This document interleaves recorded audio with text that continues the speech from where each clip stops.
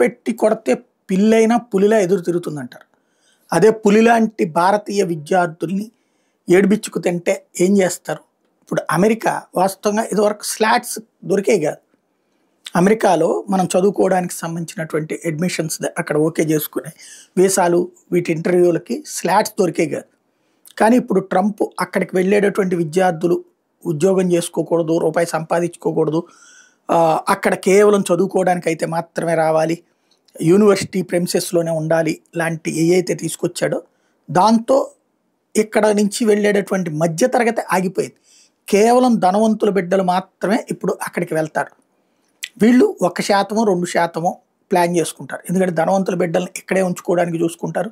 ఇక్కడ దానికి 4 రెట్లు సంపాదించుకోవడానికి అవకాశాలు ఉన్నప్పుడు. అదే మధ్యతరగతి వాళ్ళైతే ఇక్కడ మనకి ₹1,00,000 సంపాదించుకుంటాడు మన పిల్లాడు, అదే అమెరికాకు పోతే ఒక 10 లక్షలు సంపాదించుకుంటాడులే అన్నటువంటి ఆశతో ₹4 పోయినా పర్లేదంటూ వీళ్ళ ఆస్తులు అమ్మినో లేకపోతే బ్యాంకుల్లో అప్పులు చేసినో తీసుకెళ్ళి తమ బిడ్డలను అక్కడ చదివించడం, అక్కడ వాళ్ళు ఒక ఏడాది పోయేటప్పటికి వాళ్లే ఆ కిస్తీలు కట్టుకునే స్థాయికి రావడం ఇదంతా నడిచింది. ఇప్పుడు మధ్యతరగతి లేకపోతే ఏంటో అమెరికాకి తెలిసి వచ్చింది. తాజాగా అమెరికాకి సంబంధించినటువంటి రాయబార కార్యాలయమే భారత్లోని కాన్సులేట్లో వేల విద్యార్థి వీసా F1 అపాయింట్మెంట్ స్లాట్లు అందుబాటులో ఉన్నాయంటూ స్వయంగా రాయబార కార్యాలయం చెప్పుకోవాల్సి వచ్చింది. వివరాలకు సంబంధించిన వెబ్ పేజీని తన ఎక్స్ ఖాతాలో షేర్ చేసింది. లాస్ట్ ఇయర్ 1,40,000 వీసాలకు విద్యార్థులకు అమెరికా ఇచ్చింది. ఈసారి అంతే సంఖ్యలో పెట్టుకోవడానికి సిద్ధపడితే వచ్చే విద్యార్థులు కరువయ్యారు.